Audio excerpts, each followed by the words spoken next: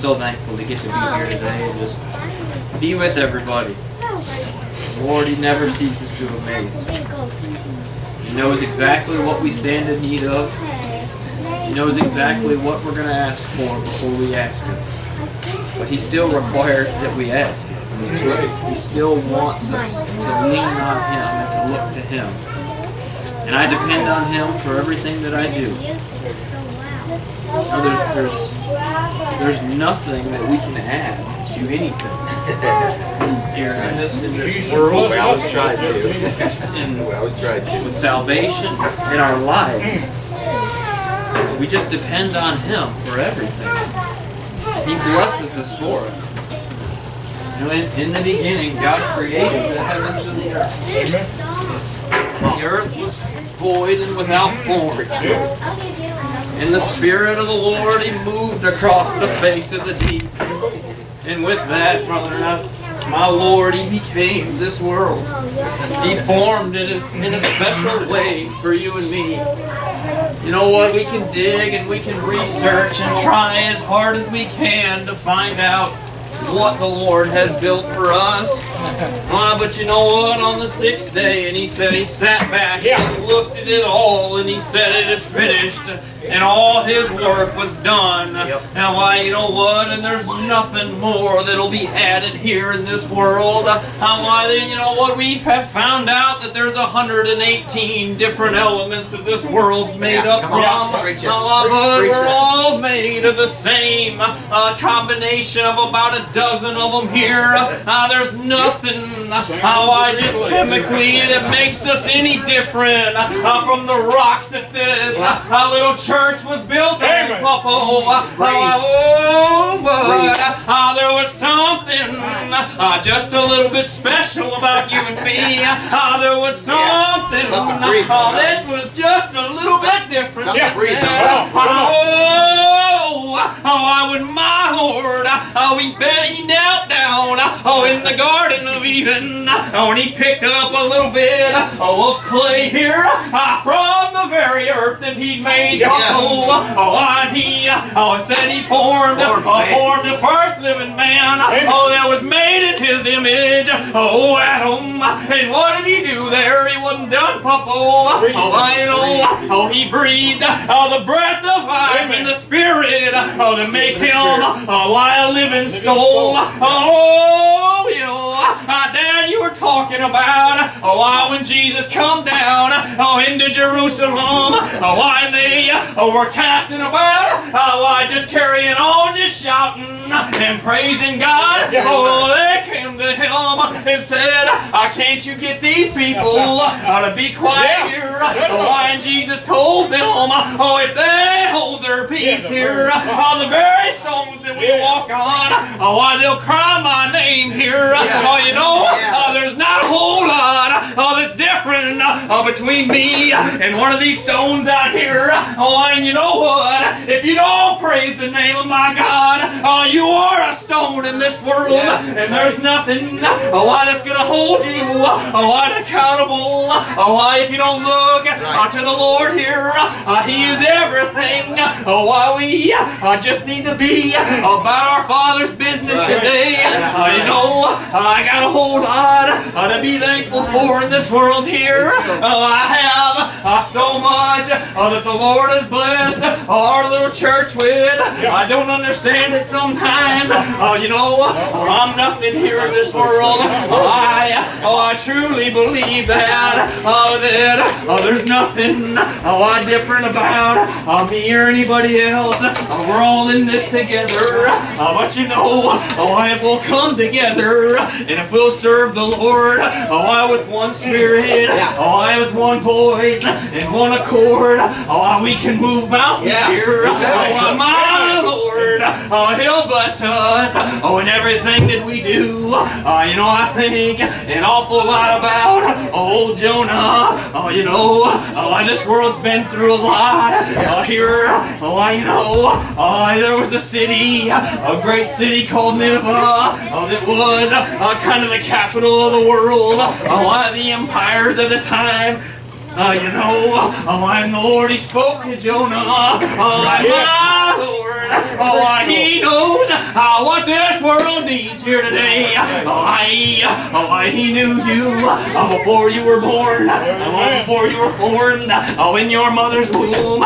He knew you and what you could do, what your potential is in this world, and everything, all the gifts that he has bestowed upon you. The Bible lists so many gifts, and it says to strive for them. But it said to strive to edify the church above all things. Why? Because I feel that I'm going to heaven. That I've been born again. When I was 16 years old, I found my Father. And I found the promise He'd given me when He hung upon the cross. I found everything. So why do we still strive if I'm going to heaven? Why are we here? Why do we fight? Well, we have a job to do, and that's to draw people unto the Lord today. Those that don't have the ability or that don't know the Lord. Maybe there's some in the hospital here that can't get out. Maybe there's some in a foreign country somewhere. I think about those old prophets and God, He would send them. You were talking about many of them. Like old Elijah. Go over here to this foreign land. They didn't have a GPS, did they? They didn't have a whole lot of maps. I'm gonna go.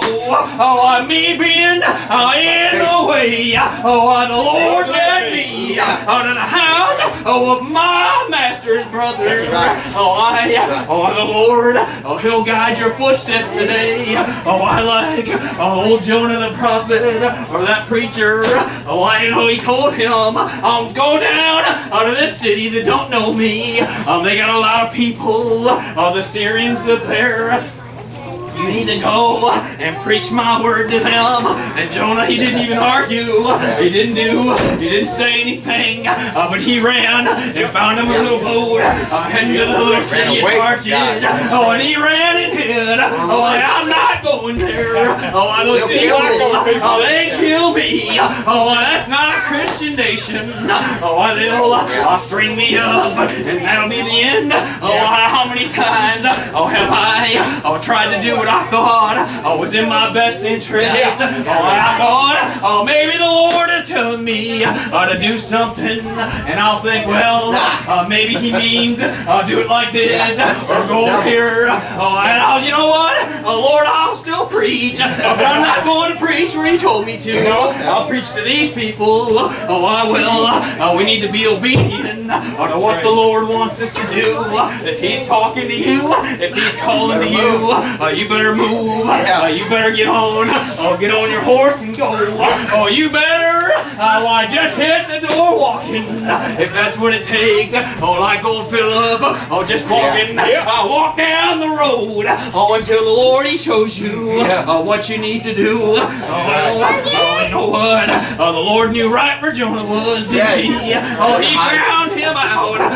The Lord's already been on that first day, all across the face of this world. He knows every inch of her. He formed the depths of the ocean. He formed the mountains here that are so beautiful.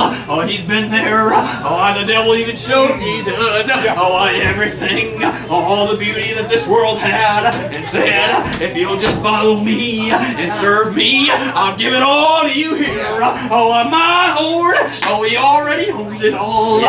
He owns everything I have, and He holds me in the palm of His hand. You see, so He caused a great storm to come, and it said the boat couldn't bear it up there, and they were gonna lose it there, Papa. The sailors couldn't. There was nothing they could do, and it said they began crying one another. I call to your God, call to your God. Serve whatever it is you serve, and hopefully something will deliver us here. And the captain went down into the belly of the boat, and he found Jonah sleeping, just sound asleep. Oh, sleeper, how can you sleep in a time like this? Well, you know what? Jonah knew that he had a job to do. God had told him to do something, and he believed that he was going to do it. You know, and so he told them, that he'd come up, and they were all worried, worried sick. You know what? I remember when I was 16 years old, I was living in a little house, way up just north of Detroit, Michigan there. And I had me a little basement bedroom, and I found, I knew the Lord was calling to me. He was talking and telling me that I wasn't doing right, and that he had a job for me to do. But I ran and hid. And just like my dad was talking about, I would try to bargain with him. I can't do this, but I'll do this for you, like old Jonah would. But the day come when I couldn't bear the storm anymore. When the clouds were so dark and everything so gray, that I knew I wasn't where I needed to be, and I found myself out in the middle of water on a boat that wasn't mine. I didn't know where I was going, but my Lord, He knows what we need. Jonah looked at them. They had casted lots, and the lot fell to him, and they knew it was his fault, and he told them everything. I'm a Hebrew. I serve the God of the earth and the water. I serve the one who spoke everything into existence here. You know what? And they were afraid when he said that he was a Hebrew. They knew who his God was. The Romans and all the Greeks, they had a God for everything. But there's only one God. And when old Apostle Paul come and told them that I'm here to talk to you about the unknown God, that's the one. Everybody, we may not say that we believe. We may, the agnostics and the atheists, they can pretend they don't believe in anything. But there's something that's eating at you down inside. I know, because I was there. I've been there, and I thought many things like that. But you know, I had prepared a certain vessel for Jonah, a great fish. They threw him overboard, and when they did that, this fish come, and they took him, and took Jonah, and he took him down to the bottom of the ocean, or the bottom of the sea, wherever they were. But you know what? Their boys, the men on that boat, when they saw that, and the waves they stopped rolling, the clouds rolled back, and the sun came out, they served the Lord at one with one voice and one accord. They looked to the Lord. My Lord will use you wherever you're at, no matter what your circumstance, no matter how far I can take myself down the wrong road. There comes a point where the Lord, He's still there beckoning to you. He's not going to give up on anybody. He didn't He didn't give up on that thief that was hanging on the cross, did He? I had nothing to give the Lord. I had nothing to offer Him because He owned it all. I thought that I had something special, but it was all just fool's gold. I was made in His image, but I was making a mockery of Him. That's right. And Jonah went down for 3 days under the water, under everything, down into the bottom of the mountains, so deep. But I think he began. He needed a little peace and quiet, didn't he? He found him a little altar Oh, why? So with the seaweed wrapped around his head. Oh, probably couldn't stand up. Oh, probably didn't have a whole lot to eat or drink. Oh, but he began to quote something, didn't he? Why he was looking. Why, you know what? He was praying. Sometimes when we get down the wrong way, why all we can do is hit the point where we give it all up. Why and say, oh yeah, I made a mess of myself. There's nothing that I can do here. You know, King David, he wrote in the 42nd Psalm, lying about that, about being on top of the mountain and being down at the bottom. Why? And he said, as the heart, why panteth after the water brook, so my soul, why it pants after you, O God. But he said, but my God, my soul is cast down within me. But deep calleth unto deep. At the noise of thy water spouts, and all thy waves and billows they crash over my head. You know what? Jonah, when he was down there on that third night, he quoted that very scripture. And he said, I cried, from the belly of hell I cried, and the Lord, he heard me. He heard my cry. When nobody here in this earth could find me. He just needed a little obedience there. All the way down. But you know what?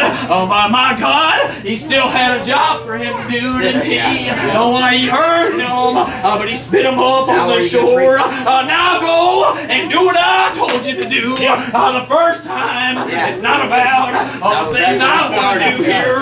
It's still about God's will. It'll be done here today. Whether I like it or not. But I want to be in His grace here today. That's right. My Lord, He is merciful in supplying our many needs here today. Yeah. You know what? There's nothing that we can create here in this world to add anything to what God has done. No matter how hard we try. You know what? I had a manager one time. You know, he was an atheist person. He was a very intelligent person, very nice person. We had a lot of good discussions, but everything was completely geared towards science. You know? And I was talking to him at one point, and we would talk Bible all the time. He would never lose his temper or get angry. He would always hear me out, but then he would just always be like, no, that's not me. That's not the way that it is. And you know what? He called me into his office one time, and he said, hey, I just wanted to show you something so that you can think about it next time you're reading your Bible. That's kind of how he worded it.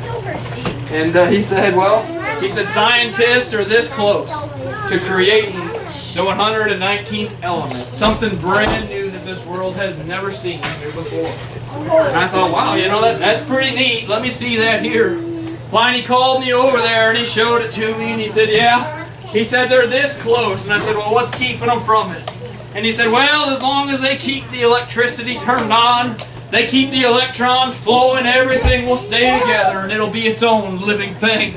And he said, but as soon as they turn off the power, it just kind of all falls apart. And I started laughing, and he said, what's so funny? And I said, well, one of these mornings, my Lord is going to turn the power off in this world, and everything is going to fall apart here. And if you don't know Him, I count on pardon and remission of sin, you're going to become dust to this earth. And there's nothing that we can do to put it back together. As the tree falls, so shall it lay. And there's nothing in that morning of all mornings, when He said, oh, Gabriel, go and blow your trumpet. My children, they're suffering. I'm going to look and see my Father coming in all His glory. And there's nothing that this world can do. They'll look to the hills to fall on them, to cover them up. Hide me, Father, I was this close. Look at me. Yeah. Oh my God, I get ye on to the right side. Oh, I never knew you. And my Father, this world is going to come to an end one day. You know what? We may not ever meet like this again. If I die on my way home, you know what? That's the end of this world for me. And I'll just be waiting. You can go ahead and sing your song, Dad, if you want to close it out. Close it out. The Lord, He is my shepherd, and I shall not want. I'm so thankful. All we have are each other to lean on and try to raise up His name here in this thing. He come. Why? Because we weren't good enough. We couldn't be good enough to get to heaven on our own. The law, it proved that we would fall short in everything that we did. So my Father, He left everything that He had on the throne of glory, and He come down here. How to be beat on, how to be spit upon, I want to be mocked by those that He loved so much. And He did it so that we would have a way how to make it to glory. Now, and if you don't know Him, I just beg that you would just pray to Him. Speak to those that don't know Him about Him here today.